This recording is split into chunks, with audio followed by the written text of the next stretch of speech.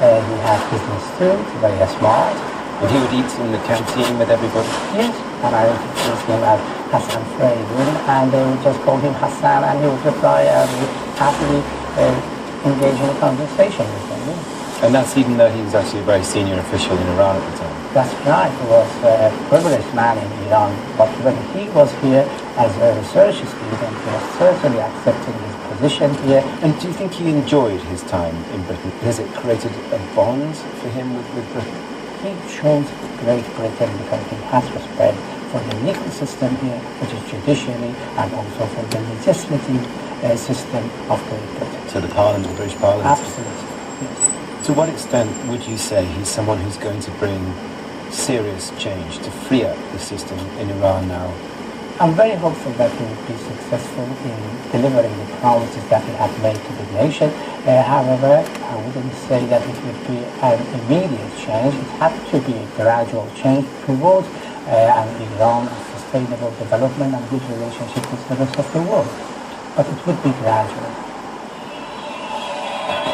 The reformist groups in Iran, which rallied around Mr. Rouhani during the election campaign, certainly hope he'll end repressive policies at home and re-engage with the West. But the former British ambassador to Tehran, Sir Richard Dalton, urges caution, saying Mr. Rouhani is loyal to the Islamic Republic and the supreme leader, Ayatollah Khamenei, although he is a pragmatist. He's best described as a man of the centre with excellent political links to all parts of the political spectrum in Iran. His maxim will be more, let's go for what works, than to respond to a preconceived reform platform. For the international community, the biggest issue is whether there can now be a negotiated solution to the crisis over Iran's nuclear program. Sir Richard Dalton believes that could happen during Mr. Rouhani's presidency.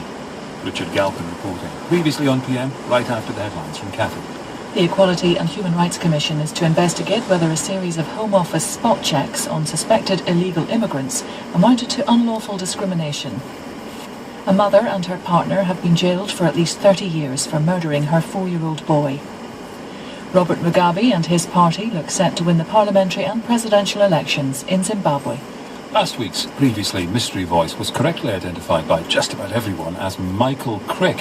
Who's it this week? Who is this? Previously on PM. Strap yourself in for a roller coaster intellectual ride. Something that sounds like news. It's like an atomic bomb. UTs. Magnificent, extraordinarily exciting. It was pretty cool. Grabbed my boob. Right now. It's an embarrassment in a very small way. I think it is absolutely disgusting. That's politics for you, Eddie. Really? Garbage. Once again. Trash. Traitor, humanist, anarchist, hate food. It's much easier to speak to you on the radio.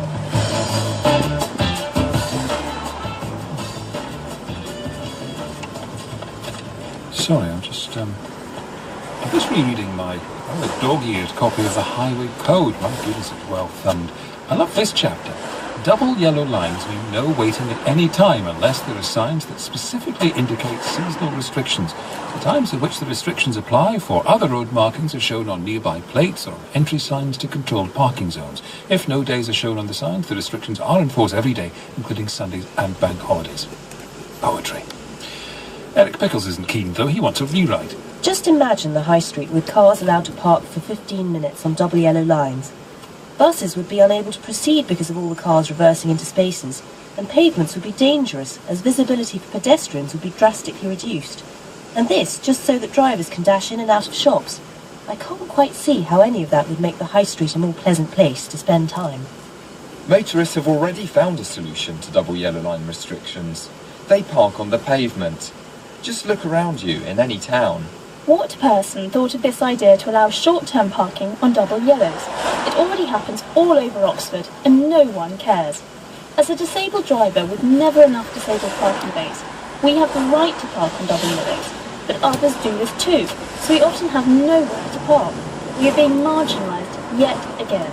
I assume Eric Pickles does not drive. He clearly doesn't understand what double yellow lines are for. They mean no parking at any time. for reasons of safety and keeping the road free for moving traffic. Allowing drivers to stop for 15 minutes would actually create more chaos than allowing parking all the time, because there would be a constant moving of vehicles in and out of parking spaces. Poor Quentin Wilson. He said the modern world is constructed around the car. He's obviously spent too much time in a poorly ventilated steel box. Most high streets existed before the invention of the car. The car is the problem. Will Mr. Pickles take responsibility when an ambulance or fire engine cannot pass through because of someone carelessly parked on a double yellow line? A well-thought-through, evidence-based policy from a capable government? Neither, sadly. Speaking of 999, we discussed the 111 telephone service for medical emergencies considered 89% less serious. Why have 111 at all? You have a GP, online information, pharmacist, and as a last resort 999, or A&E. I am a teacher. In the middle of a heatwave, a child was sick during the summer concert. Nothing serious, but the parents took their child home. The next day, the youngster told us the story of how she was taken to hospital in an ambulance, as her parents wanted to make sure she was okay. People need to be educated as to what constitutes an emergency, and how other people's lives are put at risk by casual 999 calls. I am extremely sorry that NHS Direct is being forced to give up doing the new out-of-hours service. On Easter Sunday, which I think was the day the new service came into force, I was taken ill with a very bad stomach upset, a couple of weeks after I had come out of hospital following an op to fuse my ankle. I was in a wheelchair and could not easily get to the loo. The whole thing was horrible. Fortunately, a friend of mine was staying here, and she phoned the new service, and we had a doctor here within a couple of hours who was wonderful. I live in Somerset, and this service was provided by NHS Direct. I am extremely sorry they are going. I live in an NHS Direct area for 111. Totally hopeless. Our GP now gives us an out-of-hours number, thank God. Your doctor sounds like a rock. With all the present fuss in Gibraltar, PM should know that 2013 500 yards over roundabout. the Treaty of Utrecht, which, among other things, gave Great Britain sovereignty over the rock. Any chance of a report on this? Well, the Treaty of Utrecht, signed by the belligerents in the War of the Spanish Succession in 1713. 2013 minus 1713 equals... Sorry, 300. 2013 sees the 300th anniversary of the Treaty of Utrecht. It's as easy to get these things right as wrong. Now back to Gibraltar and its famous white cliffs. As a long-standing resident of Gibraltar, I was amazed at the nonsense spouted by your interviewee from Madrid. The residents of La Linea and its environs are generally ambivalent in their attitude towards Gibraltar. Any antipathy being offset by their recognition that we provide them with jobs and income which the government in Madrid would deny them. The main problem lies with the Spanish government, who wish to divert attention from their own homegrown problem to unveiling British Gibraltar for all their woes. What about the disgusting stench of garlic, which seems to permeate every public place, and I find totally nauseating? Yeah, this isn't about Gibraltar in Spain, but another neighbourly dispute. Cigarette smoke drifting from one home to another. A 75-year-old fag habit, and who can stop after one?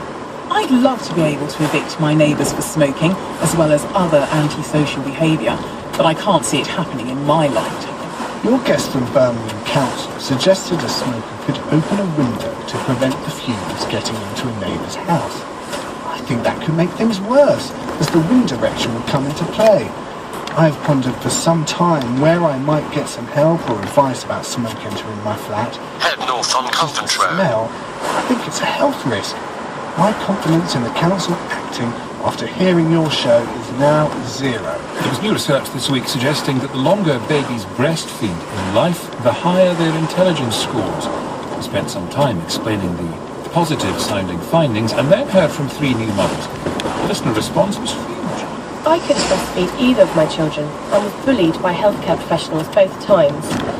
For me, it was about ensuring my babies were eating enough, but for them, it seems that adherence to a particular orthodoxy was more important. I was grieving my lack of milk, but was met with the active disapproval and tutting of the maternity ward staff. I still feel guilty about not being able to breastfeed my children. They're now 20 and 23. Some mums made me feel a failure, but without the bottle, my first child could not have lived. She could not bend her lips back. I had an amazing midwife who tried everything with